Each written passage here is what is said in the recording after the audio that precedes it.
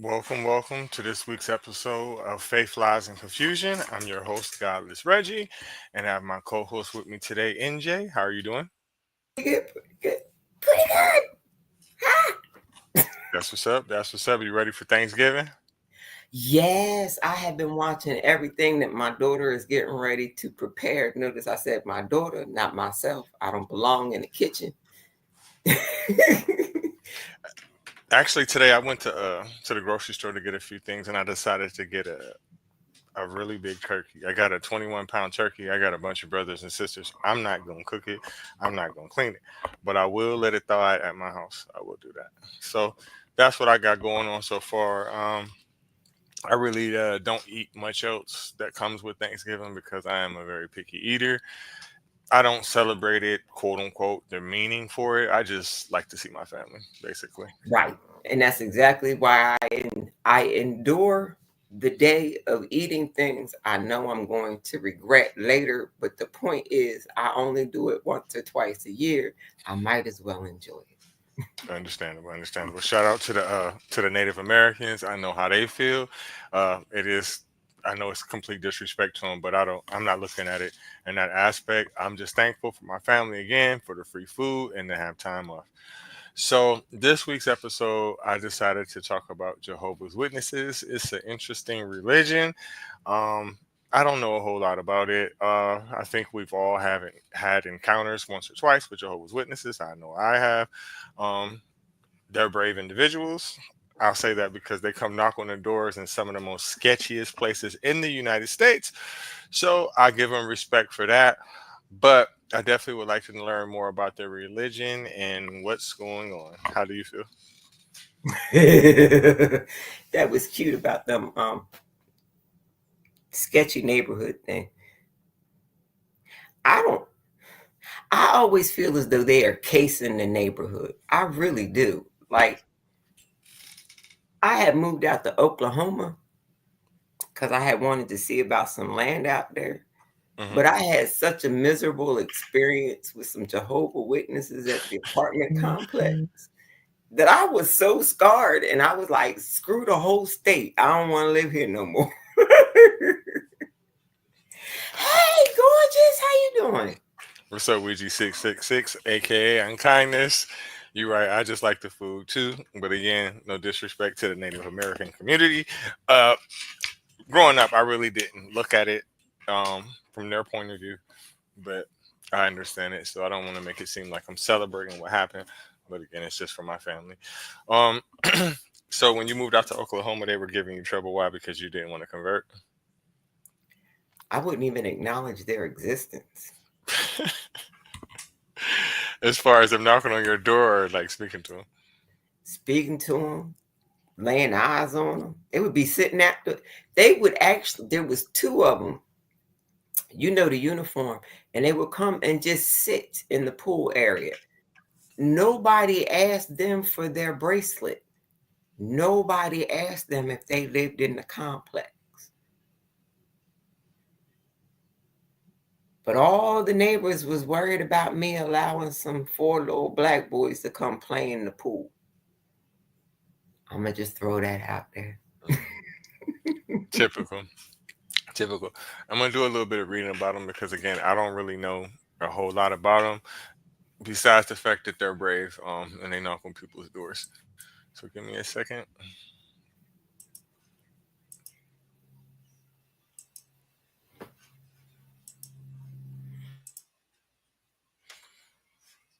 Let's see, does this look good on the screen or not? Let's see if I can blow it up a little bit.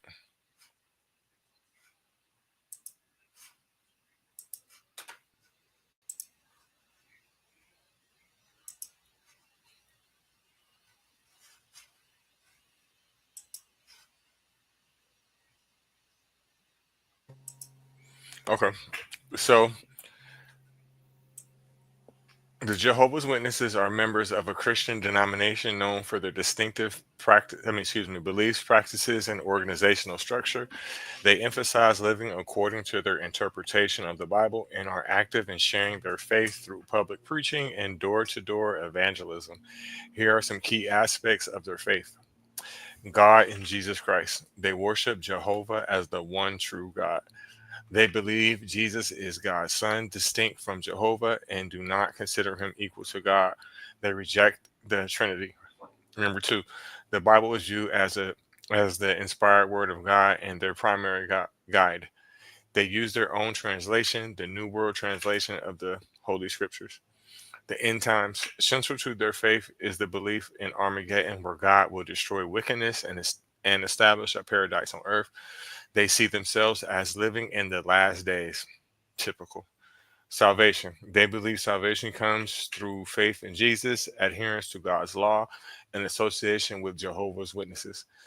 Heaven and earth. A small number, 144,000, are believed to go to heaven to rule with Christ, while the majority hope to live forever on a restored earth. Well, that sticks out. That's one thing I had heard of before. I'm not going to lie.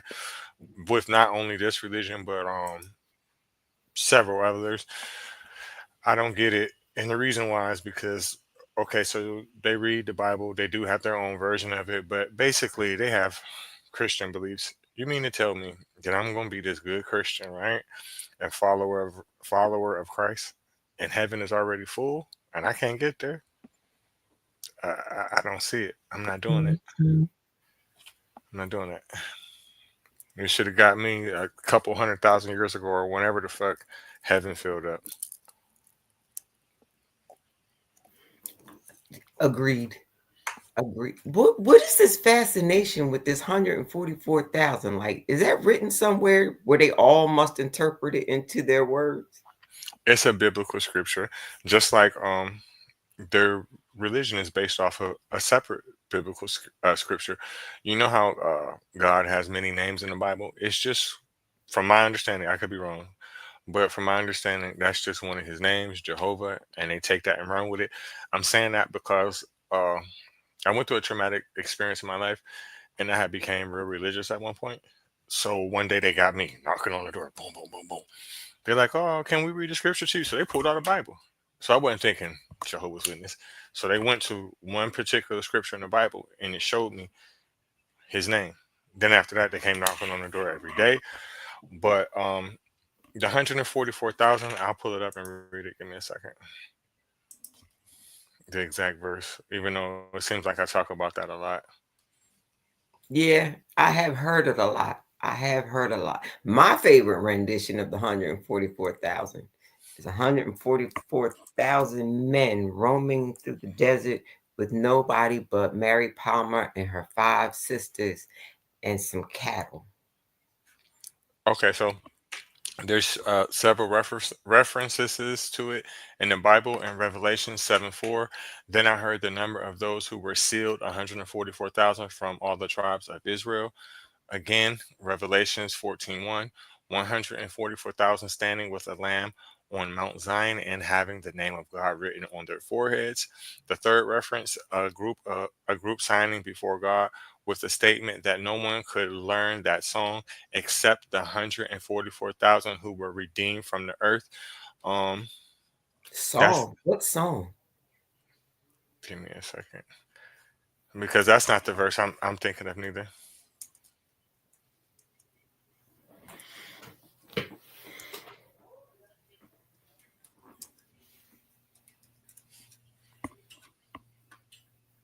Okay, so Revelation 14, 1 through 5. No one could learn that song except 144,000 who have been redeemed from the earth. It is these who have not defiled themselves with women, for they are virgins. It is these who follow the Lamb wherever he goes. That's the verse I'm accustomed to hearing, which basically means the only way that you're going to get into heaven. Well, those particular 144,000 men were virgins and they weren't defiled by women. So that's crazy. I don't see how a man can be defiled by a woman. That doesn't If even he has Mary Palmer and her 5 sisters, he can defile anyone himself. he wishes. I mean, yes, a man can defile something or he can defile himself, but I don't see how. Well, I guess a woman could probably stick something in him, but to me, that's not using grammar correctly. See, you get caught up in the grammar when it's translated to English. Right, because when you defile something, it's like an act. Like it sounds like a penetrating act. So I don't see how like a woman could defile a man. That don't make sense. And if he defiles himself, where's he leaving that seed? Where's it going? In a sock? Oh man, the socks bring back memories. I'm not gonna lie. Hey, hey, hey, as a mama, the things that you find in the laundry that you had no clue about, I mm-mm. Y'all gotta do your own laundry. Look, somebody else had to explain it to me. I didn't know. Mhm. I didn't know. Somebody else had to tell me, and when they told me, "Mm-mm, do your own laundry," y'all got it. Mm-mm, nope. Justice for the socks I had in my teen years. Justice.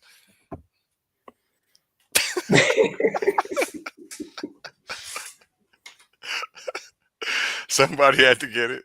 Somebody, Mhm. Somebody had to. somebody, Somebody had to somebody, take that one.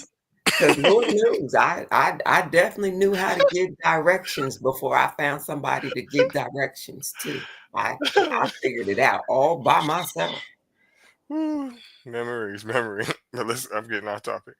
So, practices evangelism.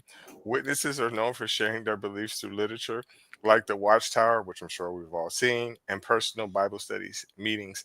They gather at Kingdom Halls for Bible based teachings and discussions. Neutrality. They remain politically neutral, avoiding voting, military service, and patriotic rituals. No blood transfusions. They refuse blood transfusions based on their interpretation of biblical texts. Organization. The faith is governed by a central body known as the governing body based in Warwick, New York. They oversee teachings, practices, and publications. Their lifestyle. Jehovah's Witnesses emphasize moral living, avoiding practices they see as contrary to the Bible, such as premarital sex. I don't believe that. Substance abuse and gambling. Um, yeah, it sounds great, but it's not So like they're basically, they turned themselves into the rehab nation. holier than thou. Okay, all right. So basically, Jehovah Witnesses, the rehab nation. But I got questions. I got so many questions. I don't even know where to start in what you just read. Uh, R- right, because that last sentence that I read, I mean, just putting those restrictions on any group of human beings, it's tough. People gonna break them, especially in their teenage years. Come on now. Tell some teenagers that y'all can't fuck or y'all can go to hell. They still gonna do it. They're still gonna smoke. They're still gonna drink. They're still gonna do it. So I'm not believing it. It's just that's the thing about religion. It's like you just putting yourself in situations that you know you can't fucking win, and then you got to keep apologizing for being yourself. I don't get it. It's stupid. and and and and I never understood that because a lot of times grown-ups in their best meaning wishes would say the craziest things to me in my mind, like well, doing things like that will have people talking about you. What people? Who? And if I can't hear them, why do I care? But it's just like they act like these things don't happen. Human life itself is the proof that they do. You see all these people walking around here that come from doing these things. So I don't understand. And then most marriages at the end of the day end in divorce. You get tired of a motherfucker always being around you all the goddamn time. That's why you're called an individual. You're meant. I mean, I ain't gonna say you're meant to be by yourself, but eventually you're gonna get tired of them. My thing was this: I know where home is because I enjoy my bed. But why are you mad? Because I'm out of it. I don't know, maybe 3 days a week, 3 days a month, for whatever reason. Not, whatever reason, but you know what I mean. To feed the urge that you was naturally born with. It's his fault. Don't make sense. So I'm gonna play a video or two here. I think my jaw's starting to hurt from talking. I run into that problem a lot. This is probably the most I speak all week because grandson does all the talking around here.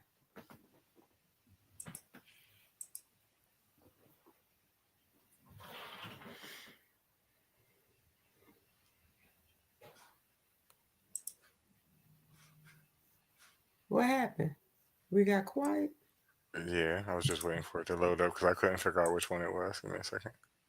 Oh, oh, shh.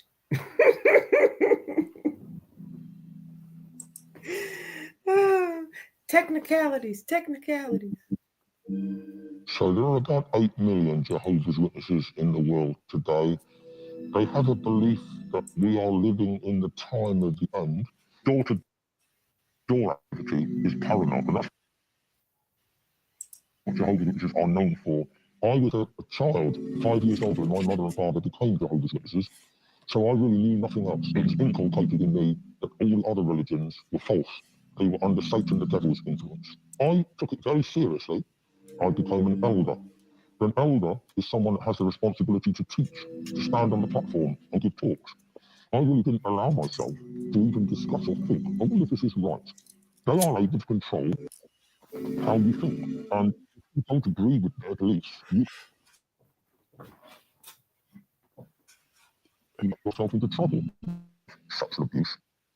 I can tell you with certainty that it is very, very. I was sexually abused by a Jehovah's Witness. I didn't do anything about that. To be honest, when it was first happening, I didn't know what was happening. When I was old enough to find out or know what was happening, I was then so embarrassed I didn't want to talk about it. I discovered that later that the person that abused me had gone on to. I'm confused. Um, I don't know how he's saying that. When he was being abused at first, he didn't realize that he was being abused. I understand that maybe he was under the age of 18, but I'm gonna need him to elaborate on that a little bit more because I'm not seeing how he doesn't realize he's being abused Right, because my unless he's so 7-year-old young. grandson can figure that out. My 7-year-old grandson can figure out when he's being Right, abused. He can tell you, I don't like that. Don't do it again. exactly. I think a lot of times we think that children are stupid for some reason. I don't know why. I don't know Way why, but we smarter do. than us. Every generation is smarter than the last one because I can remember as a kid being around adults and they would be saying shit and they would be saying stuff like he don't know what we talking about, and I used to be looking at him like Yes, I'm like, wait a minute, you speak English. I know English. How I not know what you're talking about? right, and I'm like 5 and 6 years old. I've been on this earth 6 years hearing the same shit my whole life, and you think I don't know what the fuck you talking about? I learned to spell before kindergarten because I wanted to know what the grown-ups was saying. Exactly. And then on top of that, I had older brothers and sisters too. So you got to be crazy if you don't think I knew what the fuck y'all was talking about because I clearly did. So I just don't see how people don't remember that when they was a kid and then think about the next generation. They definitely know what's going on. They do. They do. Hmm. Abuse another member of my family. What was seriously catastrophic was finding out that my own daughter, at 15 or 16, came forward to tell me about her abuse. That caused a great consternation within the congregation because the elder who abused my daughter was very popular. So you have people saying, no, he wouldn't do that. She must be lying. The youngster is seen as a troublemaker. Ooh. Yeah, he's saying something to me that that I don't like. He basically he's letting me know that he was too far gone at one point. Maybe he's out of it now, but he was too far gone. Why? Listen, first time my child tell me that any fucking thing, I don't care what nobody else fucking say. I am on your motherfucking ass nonstop. I'm not gonna be like, are you sure? None of that shit. Attack mode. I'm not gonna ask nobody else any advice. None of that shit because I know my child ain't gonna lie to me. You feel me? So that don't make sense. It might take a court date, but we don't go to jail, but we get the job done. I'm sorry. There was just a side note on my life. That's all. I just can't believe he was like, oh no, he won't do that. I don't care if I grew up with you and not knowing you my whole life. I don't care if you a family member. And my kid tell me that. Listen, if there's a God, you better hope that he saves you Woo wee. because I'm not gonna play with you.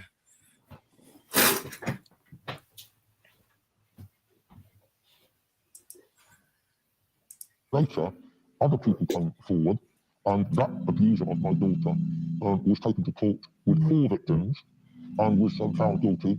I can tell you that my daughter only wanted an apology. Because they didn't, she decided to take Jehovah's Witnesses to court, as did many other people. In most of those cases, Jehovah's Witnesses have settled out of court, but made the victims sign a disclaimer to say, we won't tell anyone. I'm not saying that all Jehovah's Witnesses are child abusers or are bad. Obviously, that's not the case.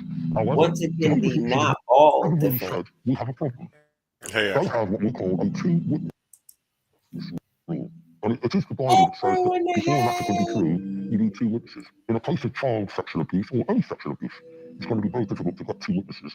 We had an adult female that was raped by an elder, and it was the same elder that abused my daughter. did you hear that? So I don't know if Wow. anybody was paying attention, but basically what he's saying in their religion, in Jehovah's Witness religion, that they have to have 2 witnesses, and it would have been almost impossible to get 2 witnesses to a sex crime. So a lot of times people won't come forward because I don't know for what reason. I don't know what the punishment would be because he didn't Why elaborate do on I it yet. care if they got enough witnesses in their religion? Isn't that supposed to be a justice system issue? I just think it's just a way to keep pedophilia going, because that's common sense. Like, wait, just hey, y'all watch this. I'm about to, I'm about to get her or him or whatever. You know what I'm saying? There's never going to be 2 witnesses there, and you got to remember, these books, these rules, and these laws was written by men. It did not have a woman's input in it in no way. That's why I cannot understand why any fucking woman would believe anything in a religious text. You didn't write it. It doesn't include you. But we just said earlier there was a pinup post about their ex being Jehovah Witness. You better look out for them ex Jehovah Witness. They crazy and they a gang. For real, for real. No, she's saying her ex, like the last person she used to date when she Right, dated right, him, was a right, Jehovah's right, Witnesses. right, right. And when they date again, when she dates again, be careful. Whoever she's dating should be Mm. careful of that Jehovah Witness ex, cause they crazy, and there's a lot of them, and they're a gang. This shit, listen, this Jehovah's Witness shit is deeper than what the fuck I thought. I thought they just was bell ringers, just knocking on Mm-mm, motherfuckers' door like, "Hey, what's up with you?" mm-mm. I need to relax on them for they come get me. They mob bosses with wives. I see he got that damn mask on. I see it's for a reason. The congregation elders said, oh, that's a shame. One's an adult and one's a child. We can't take back 2 witnesses. There's a very common phrase within Jehovah's Witnesses that we have to watch our behaviour, that it doesn't bring reproach on Jehovah's name. So they maintain this silence out of fear. And so the reputation has to come first. We are. Okay, guys, this is No crazy. I've reputation got to will share with ever you. come I was before paying my child. $164 in I car will insurance, see and now your I'm only paying reputation $19 a month for the with same my coverage. own. How might you ask? It's super simple. Click the link below, enter your zip code, tell us basic info, and you'll get the cheapest car insurance rates in less than 60 seconds.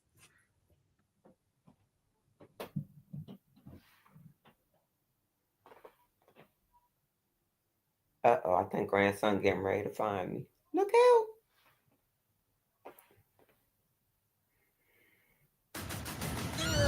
Fridays, life after lockup is back. I've been out 7 months. Was this planned?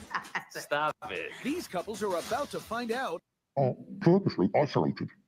To be disfellowshipped is to officially Sorry, y'all. thrown out of the organisation.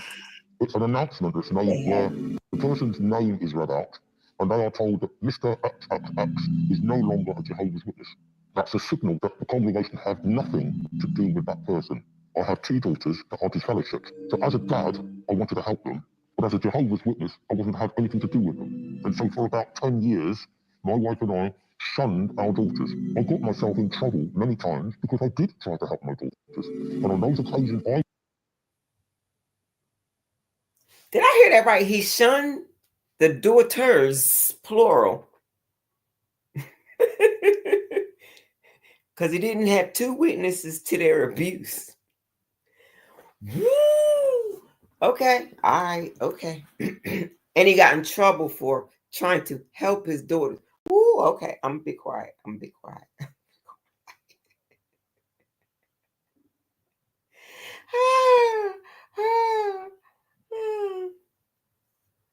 You're muted. Yeah, I was just gonna ask you, was that before or after she came out that she was sexually abused? Did you shun her? Because that's fucked up. Because even after she told you that, then that's how you feel about a religion. That's pathetic. Sounded to me He like would he be did it visited. Yes, to me too. It definitely sounds like he did it after. I'm not sure though, because I walked away. I'm gonna let him finish talking here in a second. by other elders telling me off. I was being controlled. My thinking was being controlled. This is what God wants. When my daughters did something wrong, I went and reported them because that's what you're supposed to do.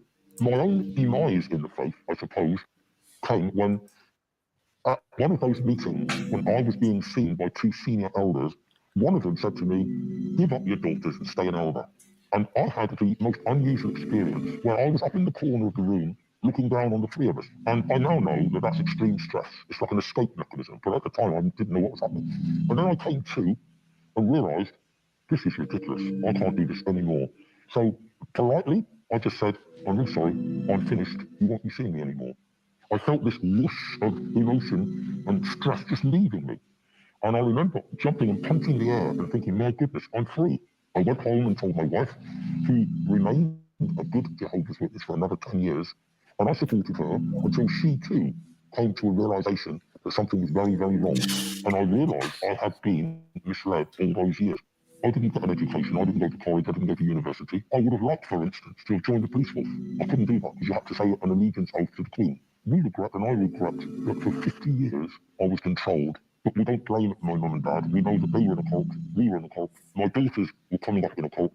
Thank goodness they got out. We enjoy things like Christmas, birthdays, Mother's Day, Father's Day, Halloween. That's why a lot of times it's important for you to listen to your children.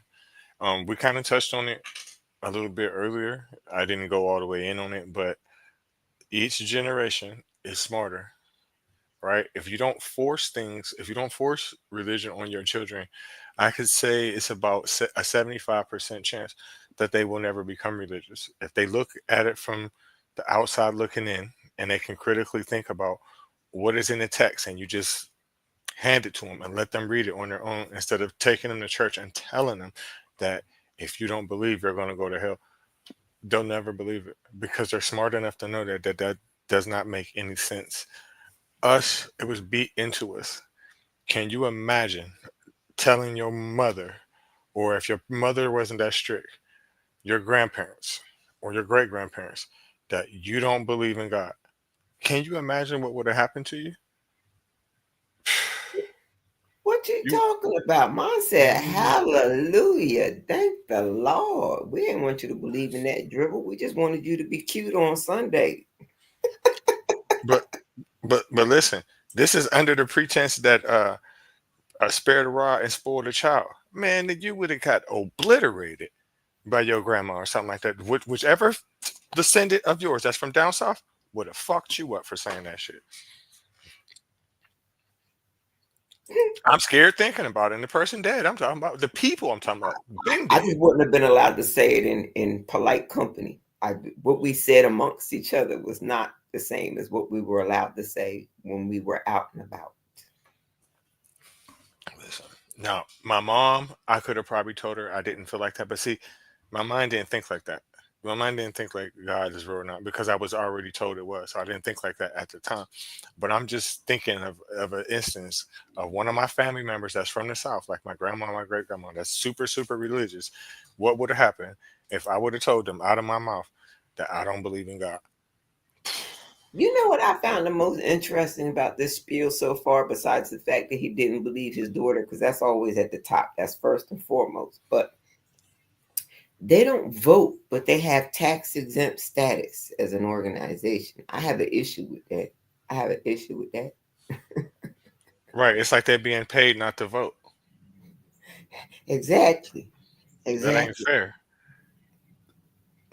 That ain't fair. And if they're gonna do it like that, then all these people that be running around, these black people I know talking about voting don't do shit, they need to get on that bandwagon and get fucking paid too. Right, right, right. I'll take it not to vote right now. You know what? That's a good idea. Because I damn sure feel like I just got ripped off on this last election. What? I I mean, know some Georgians, man, that did that, stand in line. Make sure your vote counts. And I know that they was mad when them numbers came in.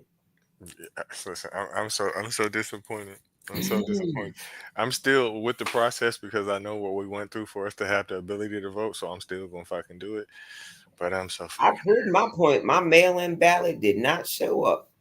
I proved my point. I went out there. I was late for work for that shit. Oh no, no. I need my reimbursement for my late hours. I'm pissed.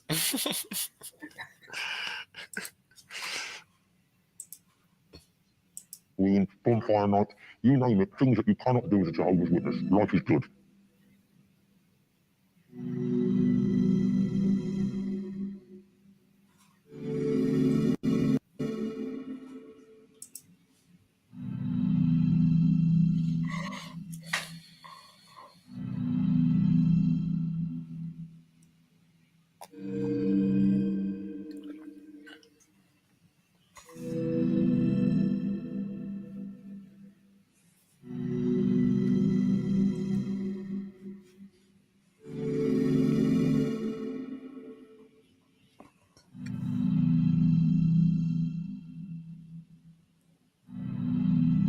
Ooh.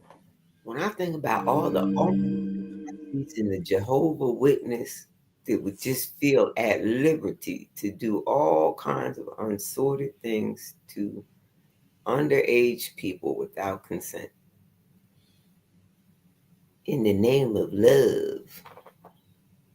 That shit crazy.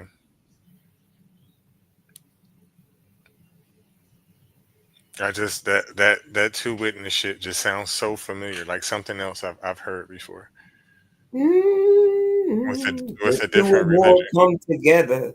I remember all that stupid crap. I remember it.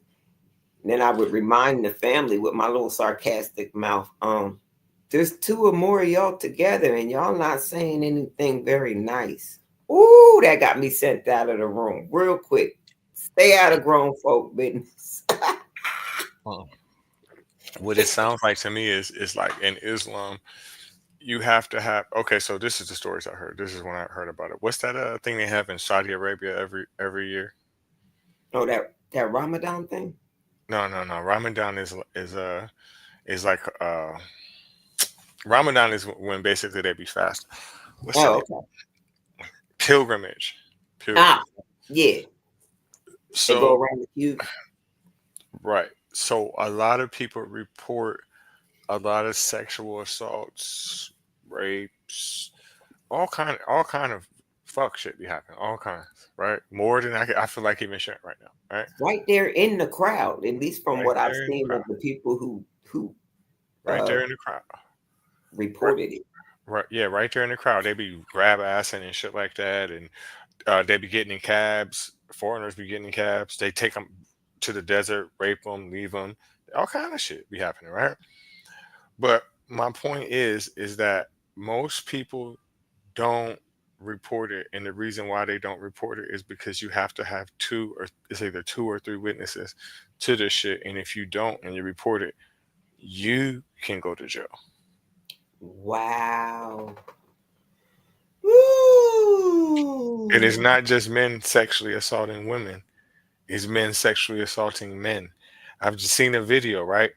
This dude, he was from Indonesia, I think, and he went there.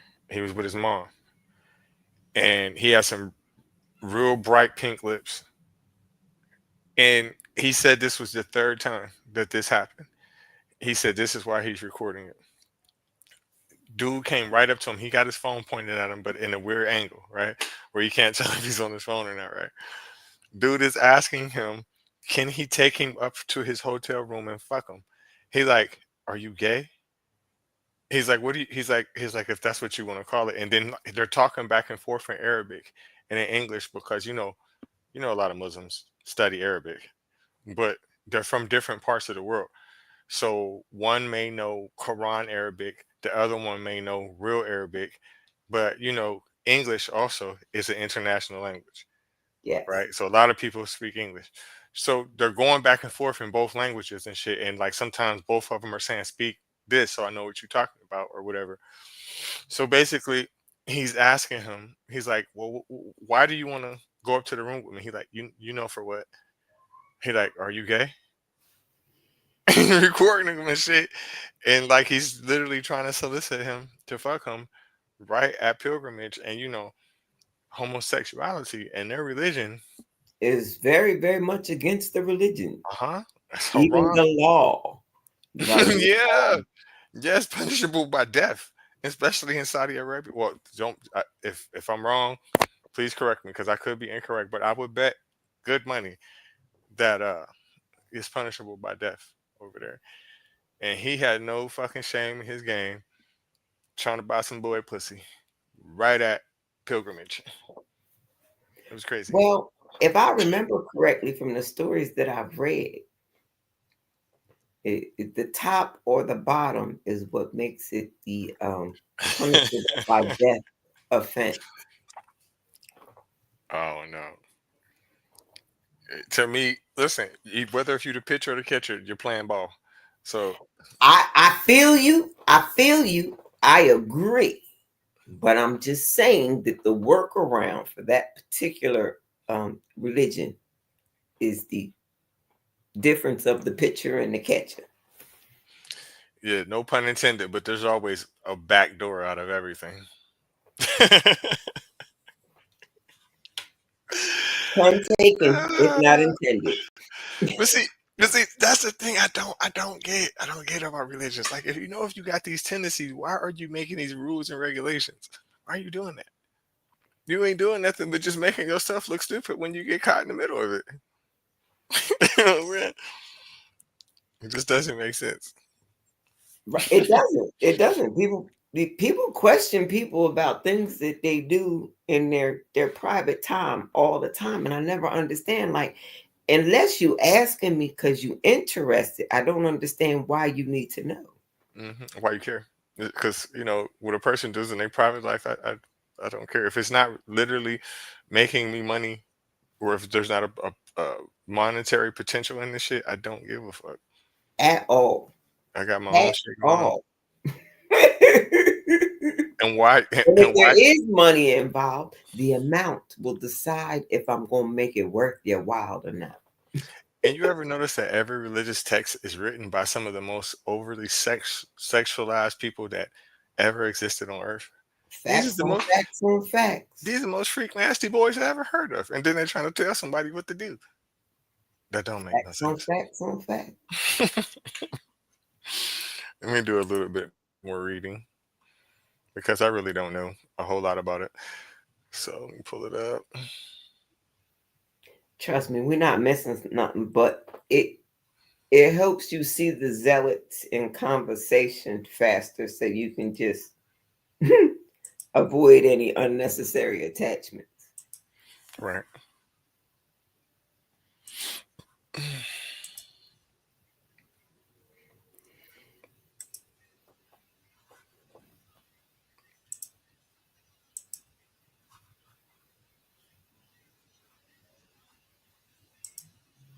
Okay.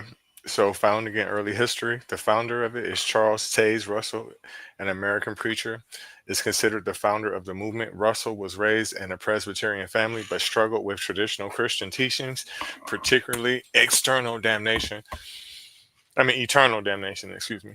He began a Bible study group in the 1870s with the goal of rediscovering the true teachings of the Bible. Key publications in 1879, Russell began publishing Zion's Watchtower and Herald of Christ Presents, now the Watchtower, which became a key vehicle for spreading his teachings. In 1881, he co-founded the Watchtower Bible and Tract Society, which later became the organizational backbone of Jehovah's Witnesses. Beliefs developed, Russell's teachings emphasized a rejection of traditional Christian doctrines like the Trinity, hellfire, and the immortality of the soul, a focus on Bible prophecy, particularly interpretations of the end of times, the belief that Christ began ruling invisibly in 1914, organizational tradition. After Russell's death in 1816, Joseph Franklin Rutherford succeeded him as the leader of the movement. Under Rutherford, the movement underwent significant changes. The name Jehovah's Witness was adopted in 1931 to distinguish them from other Bible student groups and emphasize their role as witnesses of Jehovah based on Isaiah 43:10. Centralized governance was established, strengthening the authority of the Watchtower Society. Public evangelism, including door to door preachings, became the hallmark of the faith, which I'm sure all of us have encountered some at some point in our lives. Have they ever knocked on your door, NJ? Yes. And my second husband answered the door. They came back to see my second husband once or twice. But my second husband had tendencies that I knew and recognized, and maybe, perhaps, they did not. The world may never know. It's to me, it's been a while since I've actually encountered them. I mean, it's been more than 10 years. Um, the last They time live I right down. They live right down my driveway. I see them get together every Saturday. Is that Saturday they get together? Yeah, I think they do. I think they exercise the traditional Sabbath day. Well, they get together on Saturday. I guess they planning their door to door. They meet up. I don't know. I don't know either, but I know that they're Jehovah because of the the get up. And I know that they meet down the hill every Saturday, and I just be out there with my coffee, my cigarette, my stick, just uh, enjoying my day.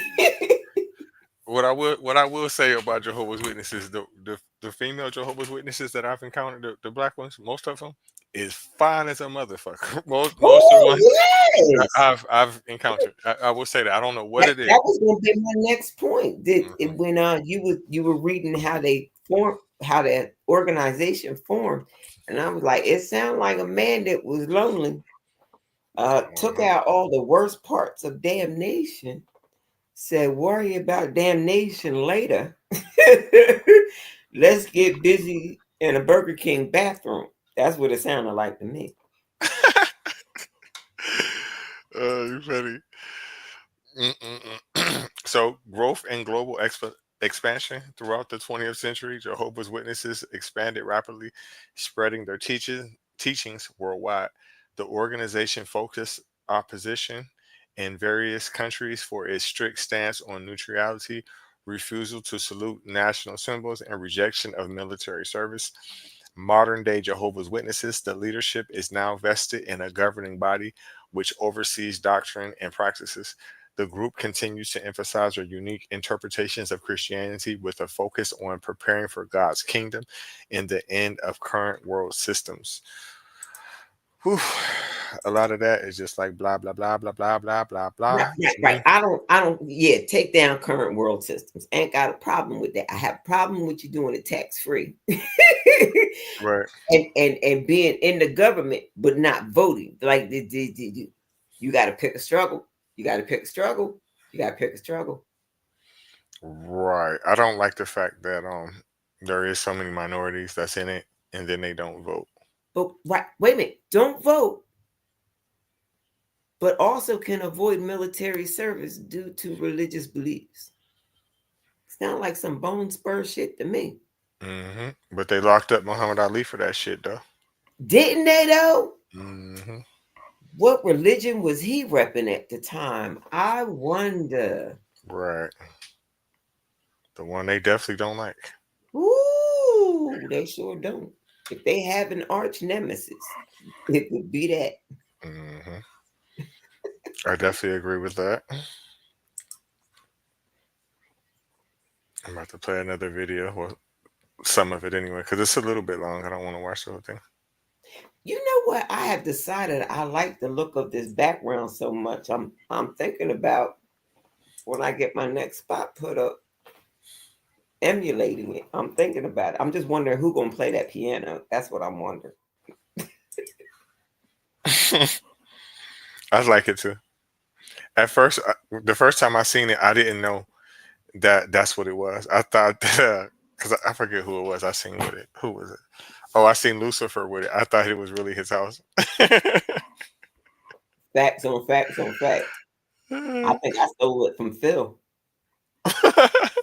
Yeah, I seen Phil with it before too.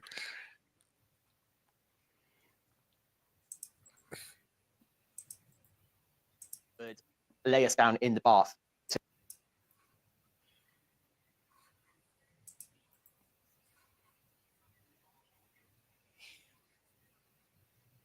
So there'd be freezing cold water, and she would lay us down in the bath. So she would hold you down under the water, and of course you hold a mouthful of air, and she would hold us down to the point where we had to release that air, and you see the bubbles go up, and then you swallow water. And it was only when we got to that point where you're drowning, she'd maybe hold us for 10 seconds more, and then pull us up.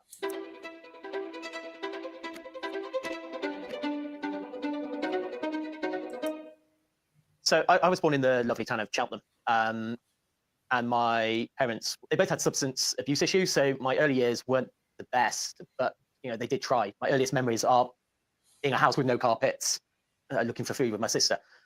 How old were you at this point? I would have been not much more than 3 years old, just over 3 years old. At this point, my dad was really struggling to take care of us at all, along with his heroin issues. They started looking for private fostering arrangements, and they heard of Eunice Fry. She was kind of like a bit of a hero in the local community and was well regarded. She'd already adopted a child. She was always trying to look out for other children, and I don't know who made contact with who, but she had like a half-an-hour conversation with my mum, and next thing I know, we are packing our bags and getting into the yellow Volvo and moving to Tewkesbury. Do you remember much of that experience? So weirdly, I'd been only coming up for 4 years old, but I can remember everything of that day. We drove through the countryside to Tewkesbury, and we arrive at, we'd lived in quite a derelict house before this. So to arrive at this really quite nice big 4-bedroom house in a quite, not well-to-do, but a quite nice neighborhood. I remember walking through the house, there was a playroom just filled with toys. There was a garden filled with sand pits and water tables and stuff. And it was amazing. I remember her having to pretty much drag me in that first night because I was playing in the sand pit. And those first memories were really good for me. And who else was living in the household? Yeah, my sister moved in with me. There was Victoria, or Toria she was called back then, and there was a girl called Charlotte, who was adopted by Eunice. Victoria was also adopted by Eunice. And there were Eunice's real daughter, Judith, who was part-time living in the house, and of course Eunice. And what was your initial impression of Eunice? Being a Jehovah's Witness, she was always quite strict. Every Sunday we'd go to church for 2 hours. Thursday evening, there was a church session where we probably an hour in church in the Thursday evening, and then you'd have Bible studies, and then you'd also have Bible club. Straight away there was, it was quite evident she thought we were sinning all the time. She would be quoting scriptures to try and point out everything we were doing was a sin. So yeah, it got kind of messed up really quickly. And what was that, I suppose, turning point in her treatment of you? We were all called up to Charlotte's bedroom, which was the nicest bedroom in the house. And Eunice had found a chocolate gone missing in the house, and she was determined it was one of us three. So myself, Victoria, or Loma.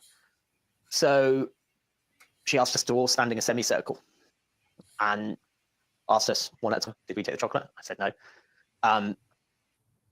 Loma said no. Victoria said no. And she was right up in our face while asking this. It was weird. I made the mistake of laughing because it was a very weird situation. I'd been 5 years old at this point, 5 or 6. She then walked over to the corner of the room and picked up an old gnarly chair leg. And then she took the stick and smashed it across the tops of our feet. Now, this is probably the first time I've ever felt real pain, like real pain. And straight away, I collapsed on the floor. And my sister did the same. Only Victoria managed to stand up to it, actually, which really pissed Eunice off. And the next round, so she did it all once on our feet. The next round was way harder because Victoria had managed to stand up. Damn. That's rough. Sounds like Victoria I had don't. been abused before and was like, I'm ready. Right, right. She was used to it. She was used to it, and she probably tried to play it like, all right, well, this dumb motherfucker was laughing, and you the reason why we got hit. So I'm just gonna stand here and act real tough, and that probably just like he said pissed her off even more, and it just got worse from there. This shit is just crazy. But yeah, that was the first crossing the line incident. Probably within the course of a month, we went from having very basic Jehovah's Witness style discipline to torture very quickly. And this torture ranged from being forced to stay up all night, being not allowed to sleep. She wasn't really starving us so much back then, but very bland food, not being allowed to eat what she was eating or Charlotte was eating. Daily beatings and forcing us to tell on each other if one of us fell asleep. We would have to wake Eunice up and she would punish us, or we'd keep a tally and she'd punish us the next morning, or walking up and downstairs for hours on end, kind of messed up stuff. And were you all experiencing these punishments and tortures? Charlotte was never abused, or not that I know of, but she lived a very luxury life compared to ours. And my little brother Caleb wasn't abused. Now, Caleb's a weird one because he was had from birth, as was Charlotte. Caleb was treated so differently. Like, Caleb was never really allowed to grow up. He had this dream life. He was getting fed. He was getting to play in the sandpit. That was my sandpit. He was doing everything I wanted to while we were working a farm and barely struggling, barely staying alive. If she was beating you and you would have been sustaining physical injuries, you still going to church? Were you going to school? We went to school, and Aloma got caught stealing food because she was hungry. So that. You know what this shit sound like? What was the name of that movie back in the day? Was it called Flowers in the Attic? I think it was Yes. called. This Yes. sounds like the real life story of that shit.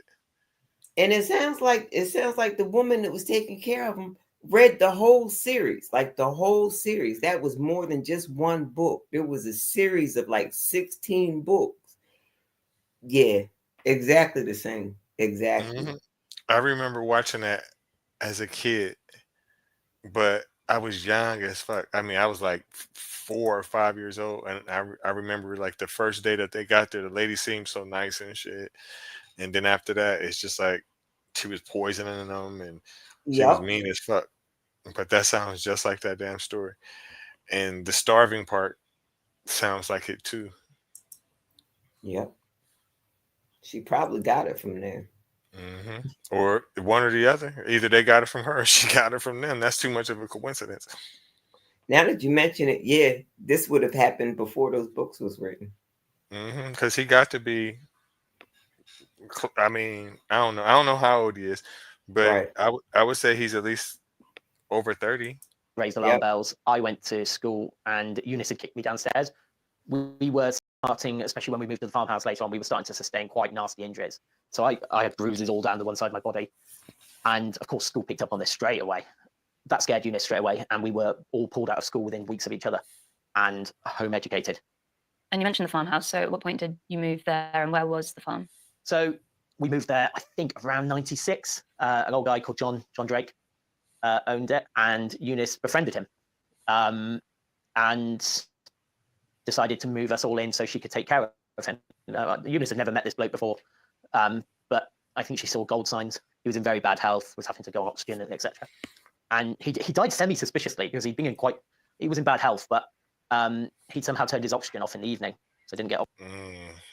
So okay, so I see what it is, but he did say that this was in the 90s, so I would say that she would have had to copy from the movie, or got inspiration from it. But this person sounds very, very scandalous that he's talking about, and it sounds like she probably unalived or killed whoever the fuck he's describing right now. Definitely. And I would say she's for profit. She only got them because check. She only got that man, check. And the other kids that she said that he's saying that weren't abused, they reaped the benefits of it. Yep. Sad. Probably had him insured when the one that passed away probably had him privately insured. Right.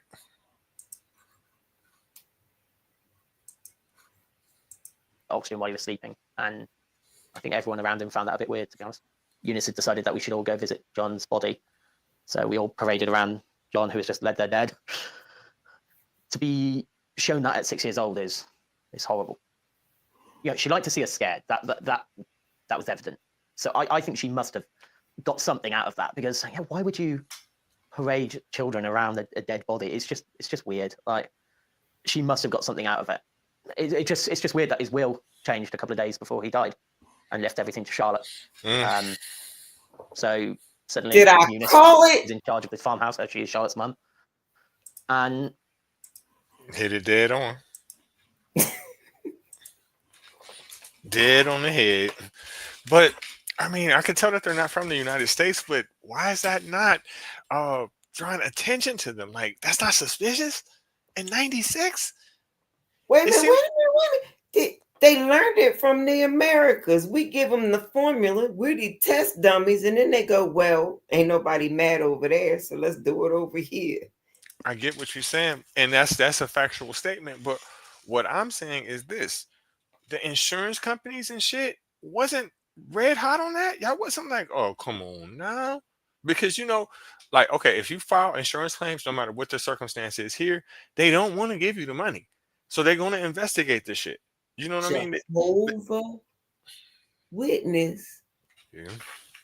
organization gang included insurance salesmen, insurance claims adjusters, Jehovah's Witness. I get you, but it's foul play. They're gonna look into that. Who? A kid dying? You think that's normal? This woman was a pillar of the community. She was looked up to. That's why the children were given to her with the check. That's true. But if I'm an insurance company, I'm still like thinking that's some kind of suspicion. Now the old guy, An insurance company is only as good as the employees that work it. And if the employees want you to get the check, they're gonna make sure you get the check. that's true. That's true.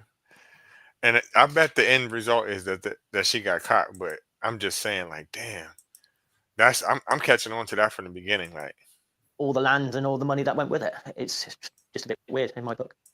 Do you think that Eunice might have? Oh, I 100% think she did. 100%. And I don't think I'm the only one. Once we moved to the farmhouse and John had passed, she basically had an open canvas to abuse us. There was no one around. We didn't have daily visitors. There were houses in the area, but they were far enough not to be an issue. Aloma and Victoria, we had a very weird bond. We genuinely kept each other alive, from nursing each other's injuries to, stealing food to keep each other alive. Yeah, we had a bond that was way more than sibling. Burns were some of the bad things. Eunice had this thing where she'd like to get her hand and quickly touch it on top of like a fire, coal-driven oven, and it would have this steel plate on top where it kept hot because there's a flame underneath it. And we never knew when it was going to happen, but quite often it would be random. She would just grab your hand and force it down. So one of us would come in with one of these injuries, and we would try and wrap it and keep it clean. And some of the worst things, getting hit around the back of the head with an iron bar and blacking out and coming around, minutes later. It was like being at war and trying to keep each other going and doing life-saving. man, this shit's pissing me off. My question to them is, I don't know why y'all didn't jump this hoe and whoop her ass. I would have been beat. Listen, me and my brothers and sisters would have whooped your ass. They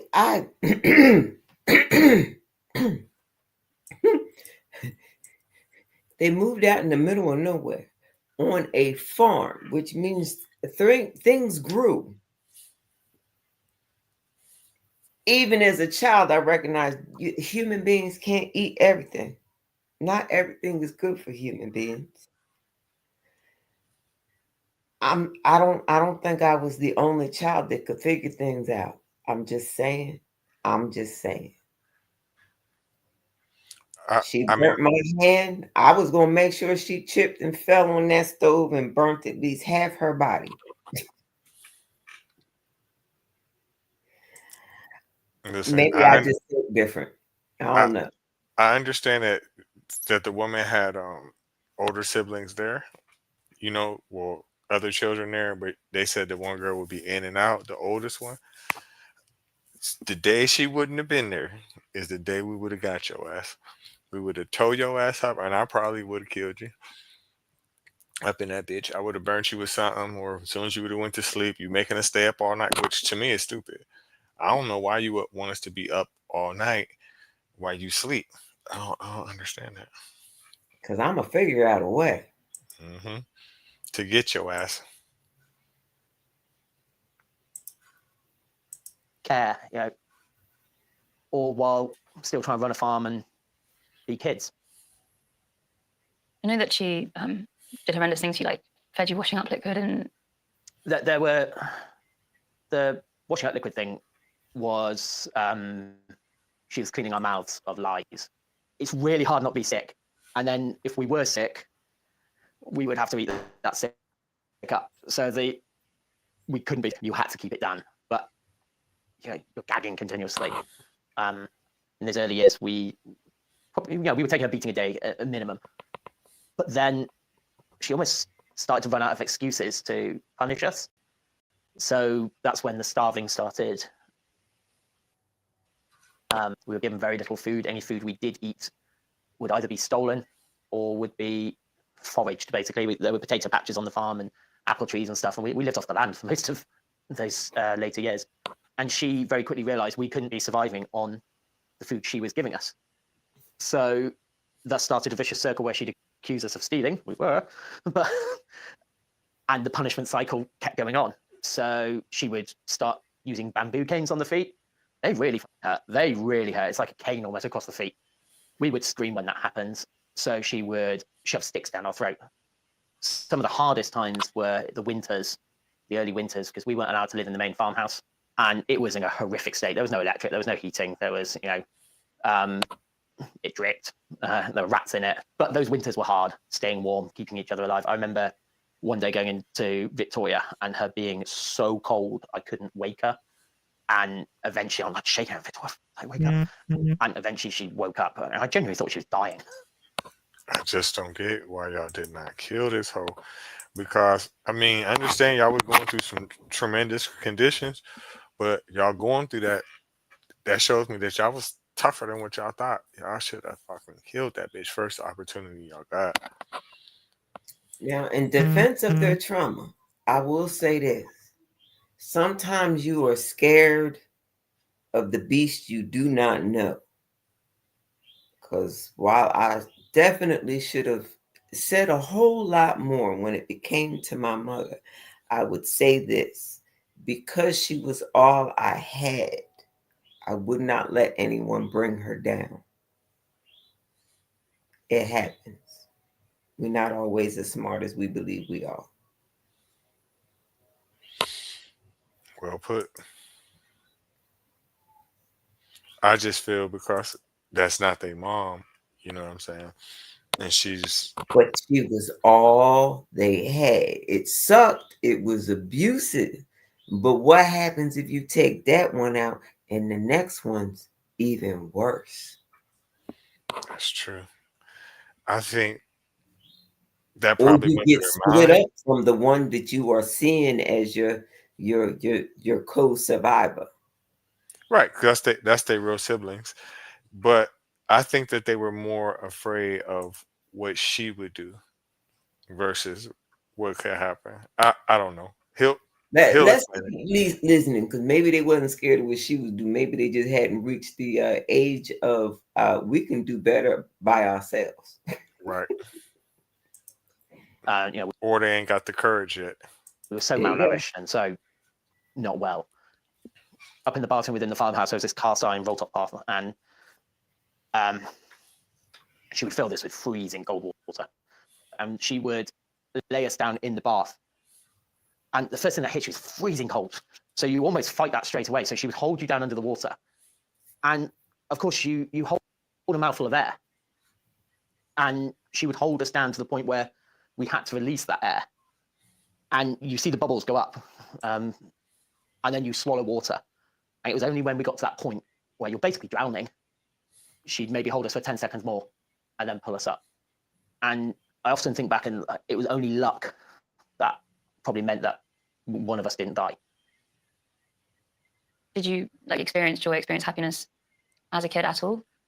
You know, as humans, we always somehow manage to find the best scenario. And we lived in this beautiful area that the summers were incredible. You would lie in the fields and there'd be deer running through the grass, and you would just sit back and watch them. I would go down and dabble my feet in the river in the morning, at 5 in the morning, the sun just rising. There were some amazing memories. We had this amazing holiday in Florida that came out of nowhere.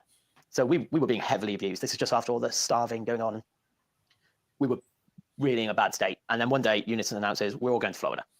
And we were all bought clothes, suitcases. We all roll up at the airport. We fly business class to Orlando. Like, we rolled into Florida, and she was being loving. We landed at the airport. We drive through Orlando along, I think it's Highway 41, and there's all these hotels and like theme parks as you go along, and water parks and bungee jumps. And I'm a kid from the country. I've never seen any of this. Like, this was amazing. And we arrive at this villa, and there's a swimming pool and cupboards full of food. And she puts us to bed, gives us a kiss on the cheek. We wake up the next morning. I'm expecting our daily punishment. No, we're given breakfast. We're given actual food. And we go to Disneyland. We go to Cape Canaveral, swam with dolphins and stingrays. And we had the best holiday in the world. And no abuse. And when you were in Florida, did you feel like you loved her? 100%. Yeah, 100%. She was my mum. She gave us a cuddle each morning. She was feeding us. She was taking us to these amazing things. I want to think that maybe she was really loving us at the time. But how can you flick a switch that easily? I don't know. Man, this chick is crazy. I ain't never heard no shit like that before in my life. I'm not gonna lie. I was sitting here waiting for the ball to drop because usually you take kids to Florida. There's a process. I'm not gonna say more on that right now, but there's a process. It begins in either Ohio or Florida, but it's a process. Right, and I'm trying to figure out how she got some foster kids out the country. You way in the UK, and you just got them over here like that, just like that. When the church gives, the church gives.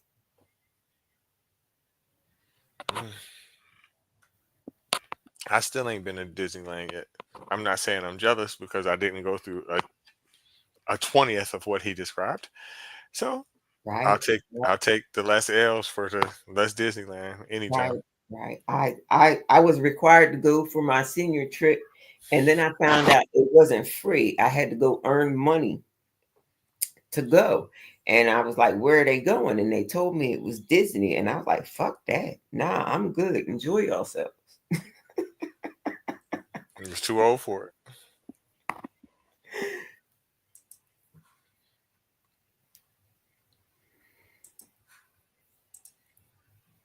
I've got my personal thoughts. I think we were sexually abused out in America. That is my thought, because there are evenings. Jesus Christ, I'ma shut up. We were in this nice villa. There'd be lots of visitors, and I can't remember most of that.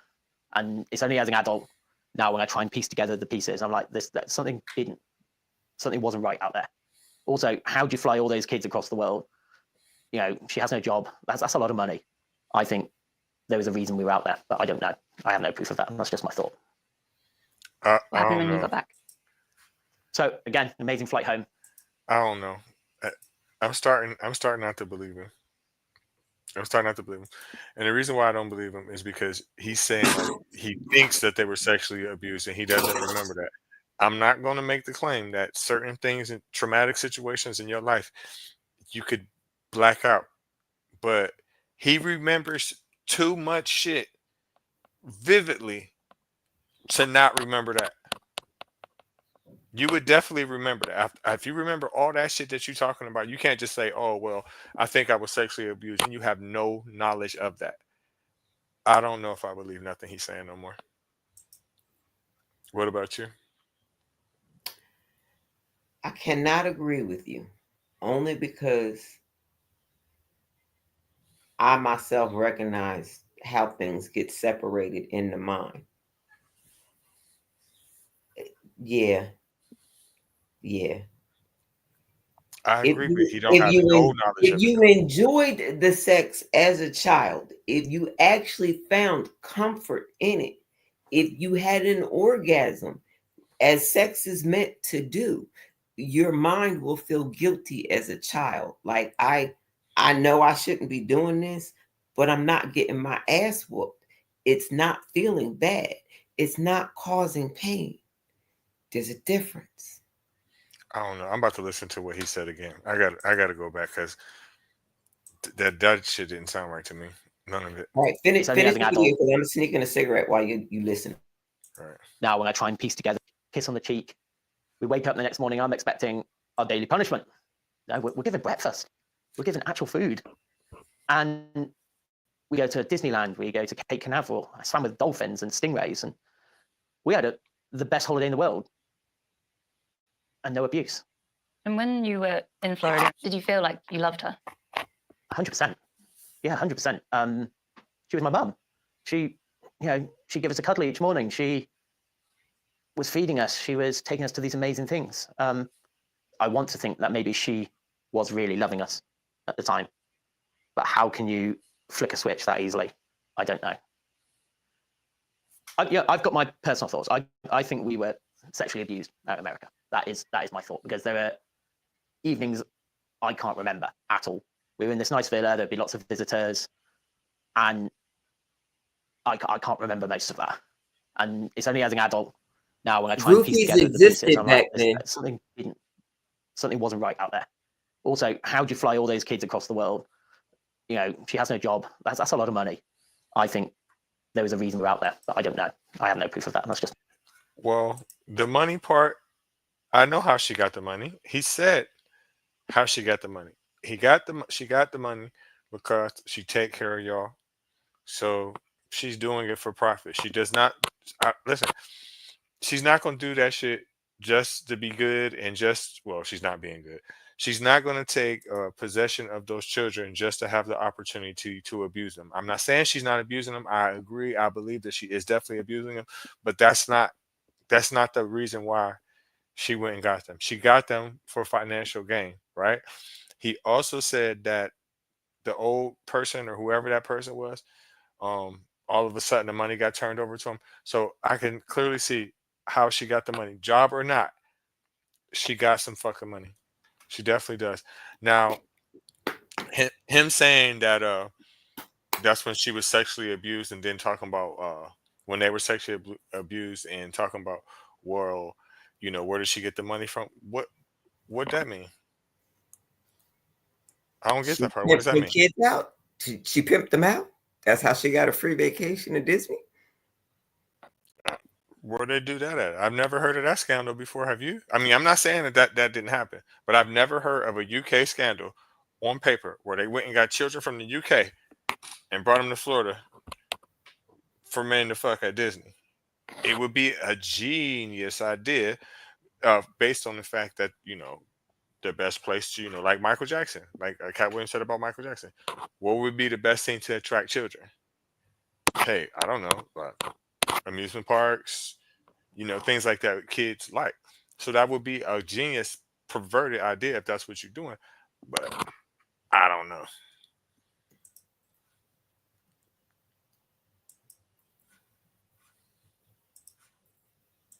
that's my thought.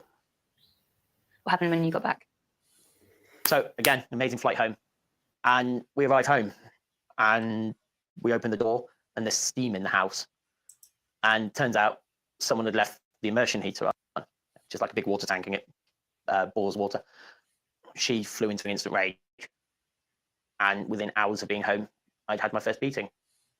And emotionally, having had no abuse for 6-7 weeks, and thinking actually we finally made it, we finally became the good children that she always wanted, to suddenly come back to the abuse was very, very hard to deal with. And I remember going to bed that night questioning everything.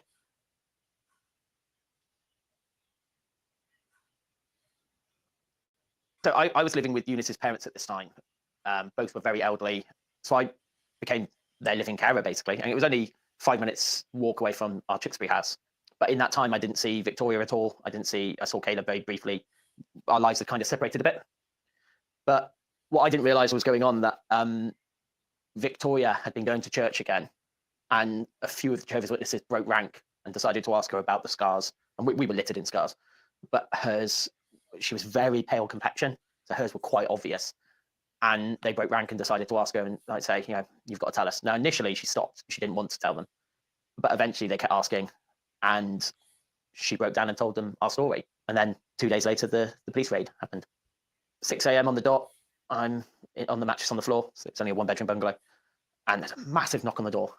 And I just scurry on out to the door. And I open the door sleepily, and there's a policeman. And he just says, your mother has been arrested. You need to come with us.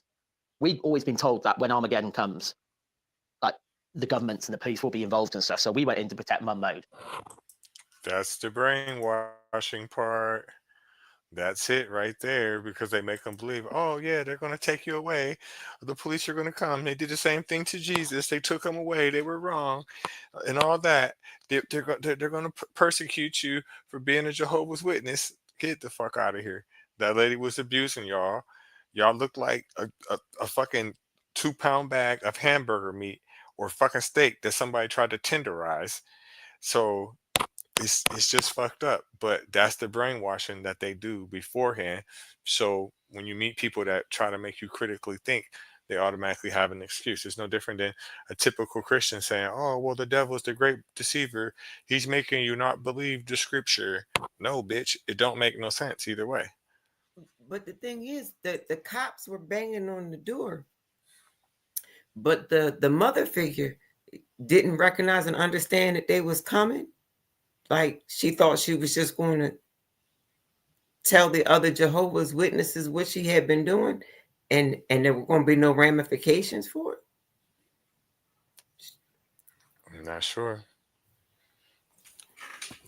I'm confused a little bit by his story about who is who Right. too. So, because it sounded like to me that once his sister Victoria, if I'm correct about who is who, once his sister started going back to church, that's when the Jehovah's Witnesses kept pressuring her and asking her, like, why is your face fucked up or whatever, and or whatever, and eventually she broke down and told. So now it's starting to seem like they're trying to make the Jehovah's Witnesses seem like they're the heroes in the story. Got you. Now I understand. I missed it where it was okay, I got you now. Let's see what else he says. And I basically gave an amazing story of how amazing our childhood was. And no, she's never. She smacked us once in a while, but oh yeah, we have the best food in the world. And for an hour and a half, I just sat there and basically lied to them and said everything was fine. But it didn't feel like I was lying. It felt like I was protecting our family and Jehovah. It just felt right at the time. So the police decided that they'd end the interview there. And I didn't realize there's some phone calls were being made in the background, and they decided to take me to go and see Victoria. Now, I hadn't seen Victoria in over 9 months, and she was in hospital, but she was paralyzed. So I'm expecting to see Victoria in a wheelchair or on her bed, etc. I walk into this hospital room, and Victoria gets off the bed and walks to me. At that point, my life changed forever. And it turns out all these years, Eunice had been denying her physical health care in the hope that compensation would be reached. So Victoria wasn't ever allowed to get the care she needed to help her walk. So she looked paralyzed. I steamed out of that room, smashing through corridors. I wanted to get away. I was in full flight mode. That was the start of my new life. That point there, that was the first realization that actually everything had been a lie. How many years at this point had you been in Eunice's care? So I was 16 years old when the police raided, and I'd been in Eunice's care for 13 of those years.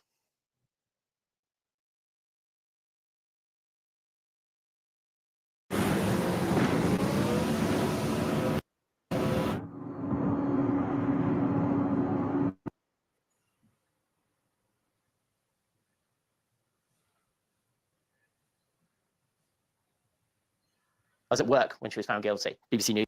it's flashed up and this lady's been found guilty. I was in the break room and I remember this lady across the way when, thankfully, she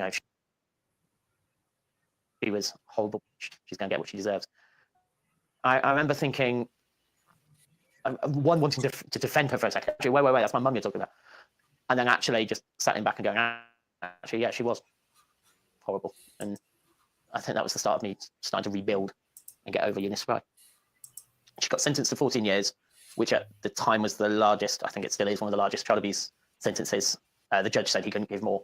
So Well, I'm thankful for that she got convicted. He had to suffer her 13 years. She has to suffer jail 14 years. And with the age that she looks like she is, I'm going to take a guess that that's a death sentence, in my opinion, because she looks like she's elderly, at least about 60 years old. I'm not saying she can't live past 75, but I'm going to go ahead and say that's damn near a life sentence, and that's what the fuck she get. But clearly, if anyone ever has heard the term of Stockholm syndrome, this is a case. Do you see how he knows that he was abused, he suffered through it, and he's thinking of her as his mum and feels bad for her? But I guess that goes to what you said, MJ, to prove your point from earlier, that that's all he had. That's all he had. You be scared to let go of what you know, no matter how terrible it may be. The unknown, fear of the unknown. Fear of the unknown is the hardest fear to break. I'd have to agree with you 100% on that point now. Definitely. But it's easy for me to say on the outside looking in, yeah, I would have killed that bitch. Shit, as soon as she would have went to sleep, I would have snuck me, I would have choked her. Yeah, right. I probably would have tripped her and kicked her every once in a while, and I don't know. I was combative. I fight your ass back like that. When I start getting whoopings, is because I refuse to take fades. That's when I start. When we got to the point where I know that you can't take me, it's over with. Let me get that belt up out of you. I had the correlation of an auntie. So I watched my auntie with her kids, but she had boys. So when my mom got started, I was like, you know what? I'm not going to play the game. I refuse to play. So I wouldn't play. And so she got bored with it real quick and just stopped trying. But them boys, they was fighting for their life because their mama was a straight up thug. I don't know how they survived it. I wouldn't have made it. Because you got sons. You see how we play around when we kids and shit. We already practicing our technique from day one. We wrestling, fighting each other, fist fighting each other out in the yard and all that shit. So after a while, you keep swinging on us. It don't matter if you are parents or not. We didn't practice all day long fighting other people. So go ahead. Like I said, let me get that belt up out of you. Let me get that stick up out of you. That punch, hold on, I'm just gonna hold you. Okay, I respect you. I ain't gonna whip your ass or nothing like that. But you're not gonna hit me no more. It's over with. Now my dad, different story. Completely different story. Ain't no beating that nigga. You can hang it up. Ain't no fighting him back. My dad was the gentle parenter, but he only had to parent me like once every 5 years. I think he had 2 girlfriends in his entire life that insisted that he be a father, which means I saw him every weekend. But those women never made it more than 2 years in his life. It just was what it was. Papa was the Rolling Stone. Mine too. But mommy wanted to swing. Mommy wanted to swing, and she was raised by those women that whatever was closest is throwable or swingable. So if they had a fly swatter, a cord, a hair grease jar, whatever, a cooking spoon was in their hand with hot grits on it. If you said the wrong thing at the wrong time, it was swinging. So I understood where my mom was coming from, but at the same time, no, I'm not playing. No. Listen, having a black person as a mother, that'll make you believe that Aboriginal bullshit. You know why? Because the way they throw shit at you, right? Yep. Like the way they throw a fucking boomerang. That shit is like 95% accurate. I'll give it 5% margin of error because your mammy might have been a drunk. I can't hit the That's it. side of a barn unless I'm mad. When I'm mad, my accuracy is on point, deadly. I be swearing I'm from that movie Wanted, and things be turning corners when I throw it if I'm mad. What was that movie that came out like in the early 2000s where they were taking the gun and shoot it and it go like this and the bullet be fucking turning and shit? Wanted. That was that movie. Wanted. Mm-hmm. That's what used to be happening and shit. That's why people be like, oh, some people, grow up with their parents. I mean, with their mom and their dad don't be around. Oh, I don't know how to play catch. I don't know how to throw no football. Bullshit. Give your ass a slipper, a shoe, a lamp, a fucking anything, a vacuum cleaner. I bet you throw it at me with tremendous accuracy. I ain't trying to Facts. hear that. Facts. Facts on facts on facts. She got sentenced to 14 years. That was reduced to 12 on appeal, and then she served half. So I think it's 7 years in total. Just sounds so minimal for all that she put you and your siblings through. It's quite hard on the victims, I think, to try and deal with the fact that their lives have been ruined. The thing is, she got 7 years in total. But for us, it's a much longer sentence to have to deal with the physical side. I live in hospitals trying to fix some of the stuff internally and externally, what's happened. So my sentence keeps going, even though she's now living a wonderful life, fully paid for by my taxes, and gets another shot at life. And actually, we're left to deal with our injuries. I know that your sister Victoria, she took her own life. It took a day for me for it to hit me, and then it hit me hard. And it's been one of the hardest things to get over that I've had to deal with. I've dealt with a lot of trauma and a lot of things in my life, but to try and get over her death, yeah, it's very hard to deal with. For any victim of abuse, whether it's an abusive relationship, an abusive parent, do you have any advice? My main advice would always be to talk. The worst thing you can do is try and hide this and hold it inside of you. Any abuse is wrong, and it doesn't matter that years have passed, etc. Any abuse is wrong, and you deserve a chance to make that right. There's always that thought that maybe because of my abuse, I'm not worthy to have a child. So that actually put me off having kids for years. I'm very lucky to be a dad. I have an amazing little 2-year-old boy. He's the best thing that's ever happened to me. He's incredible. And how someone can harm a kid, I don't know. He's my world. If you could say something to that little boy version of yourself all those years ago, what would you say to him? Just because you're not feeling love now doesn't mean love doesn't exist. And love is a hard thing to describe, but once you've felt it, it's an amazing feeling. Even though that light is very dim, there's still a light at the end of the tunnel. You got so confident. Sad. And now that Wow. I know that basically, she didn't get away with it. She did 7 years or whatever, but I still feel that was very light. He definitely She should have did killed her. 7 years. He endured 13. See, she did 7 years. He endured 13. He's still technically he's still enduring it because like he's saying, he's still going to the hospital, the mental Yep. toll, his sister gone. I would try to personally sue her, even though this is not gonna make his situation no better. I would try to what's the name of that damn lawsuit? A wrongful death lawsuit against him. In the United States, he probably would get that shit off. I don't know about over there, but you could probably make the strong claim that she committed suicide because of the abuse that your punk ass put her through. So when he was saying that, oh, when she asked him the question, when he looks back at his 3-year-old self, what would he tell himself?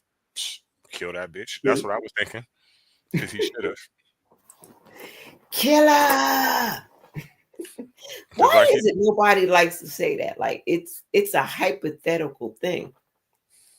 So wouldn't it be more mentally cleansing to be honest with your 5-year-old self than to tell yourself some kumbaya shit? Right. Especially knowing what's coming. Right. I'm not You're gonna tell talking myself. to the 5-year-old you, and the 5-year-old you is going to have to endure it till 16, and you want to go back and tell them that you don't feel it now, but love exists. Nah, I'm gonna go back and be like, next time that bitch touch you, take her out. The fuck out. Especially once you got big and once you got about. Well, no, I would have tried to end it early because from 5 to 12, You know, that's a this is lot of some ass funny whoopings. shit to me. My grandson, and just went for a physical. My grandson is only 7 years old. Do you know he weighed in at 116 pounds? Imagine trying to abuse him at 12 or 13. It'll hurt you more hitting him. I, I had an experience where my grandson said something to me that I did not appreciate.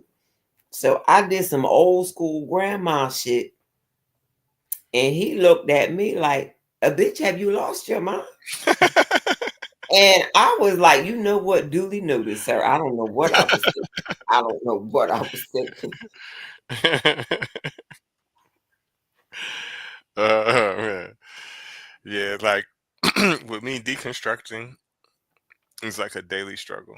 So I have to remember a lot of things that I know and a lot of things that I think is because of religion. And disciplining children, or the thought of disciplining children, it is only acceptable because of religious shit. And I have to remember that. I have to remember that. Like, spoil the child, spare the rod, however that dumbass shit go. Yeah, however it go, I get it. Right. I know that's where that comes from now. You know what I'm saying? And that has to be something that I remember, even though I don't plan on having any more children. My daughter is grown, but I wish I would have never hit her. I wasn't abusive to her, but I wish I wouldn't have. Right, right. I wish I had never did that to the twins. Like by the time baby girl came along, I was pretty much through that phase. But the boys, they were scared of the spoon. Don't make me go get the spoon. Don't make me go get the spoon.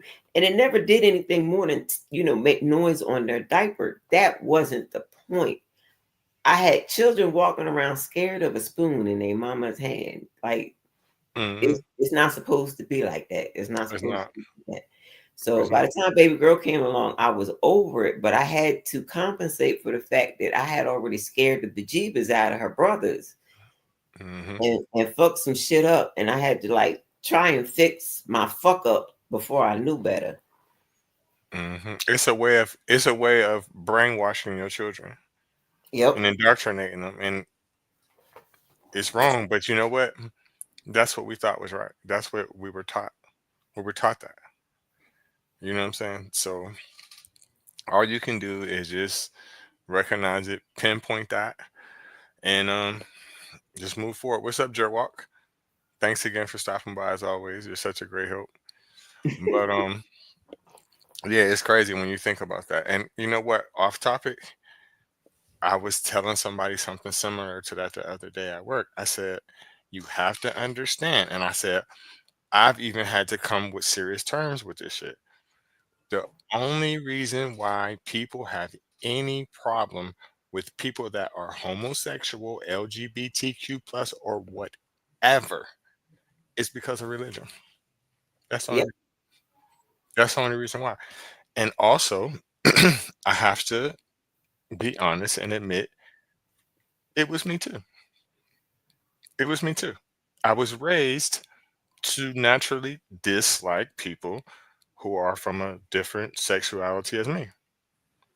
Swear. Well, I always knew I didn't have a problem with either party. I have always known that. But at the same time, I come from the don't ask, don't tell set of rules. So Hmm. it was never a thing because I've always been a one person at a time person. Where I pick from, nobody knew, but one person at a time. So it was never a big deal. It was never an issue. There was never any reason for anybody to ask. And by the time somebody did ask, the way they went about it made me see them in a whole different light. And I was like, you know what? Uh, it's fucked up how you let it come to light, but I'm glad you did. Now I know to move different. Right. And the crazy thing is like I'm not gonna say anybody's name or anything like that or pinpoint anybody because I think that whenever you leave religion, it's a lifelong struggle because it has been embedded into your mind so Almost fuck so fucking much that you have to like when people sneeze, I have to stop myself saying bless you. I ain't blessing you. all my little sayings and all my little Hmm. colloquialisms come from the church Hmm. or mean Southern women. which is the same thing. So there's still some people that I see on TikTok and places like that still are what's the right word? They still need some deconstructing because they're hardcore atheists, right? Yeah. But they feel that people from that community all should die. Huh? I'm like, really? You How think can you be an atheist and still believe that community, like, why do you listen that and why do you give a fuck? Why do you give a fuck? Why are you invested in this shit? And what you cannot say as a human being, right? You can't say, "Oh, ain't nobody in my family gay." You can't say that. It's not true. And if you honestly think that, it's if because they was in half them uncles and aunties' closets, they would stop saying that dumb crap. that's what I'm saying. They just don't be knowing. Motherfuckers be on the low. And we can say that things are different in different countries. That's true, right? But see, the thing about it in other countries, and especially, I'm gonna just use Africa. I'm not gonna pinpoint it, but I'm gonna use that Africa for example.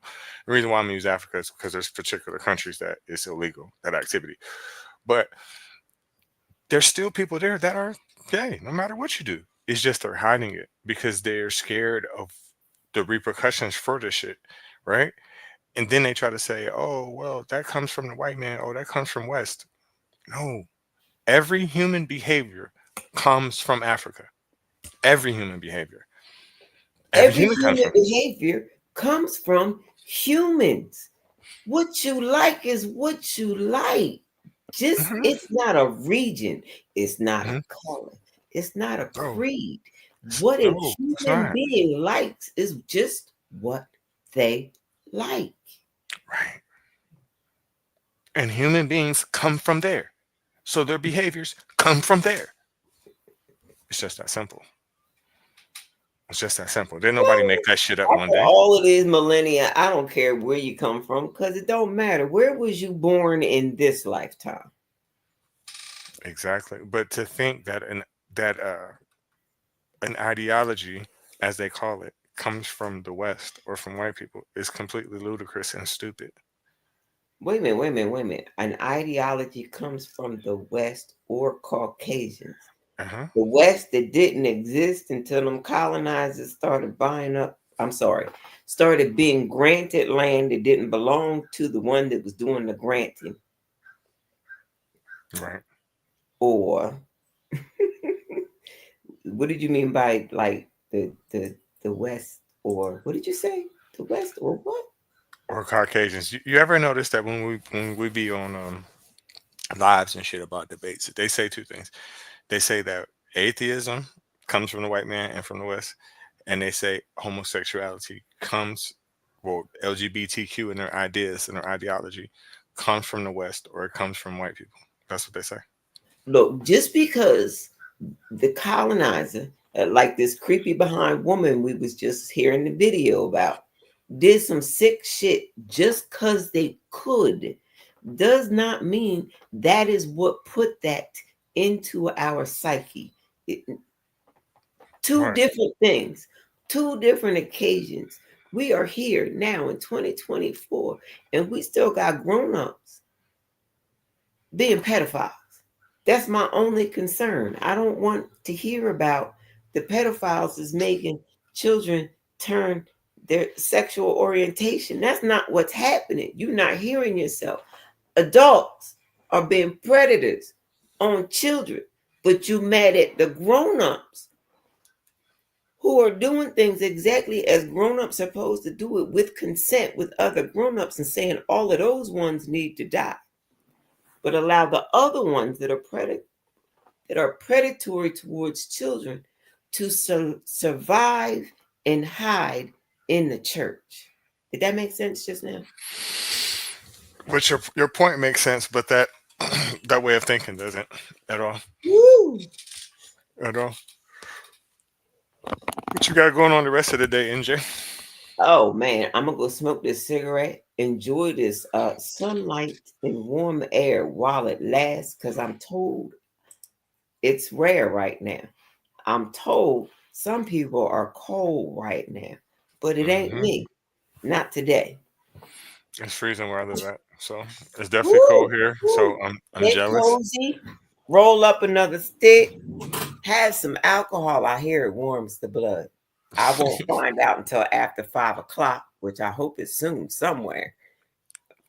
In the UK, it is. Yeah, Perfect. I'ma yeah. pour me a drink and enjoy the sun. In I'll Africa, get it this quick. is. So I don't know. I may go live later on TikTok. If not, I'll definitely be back.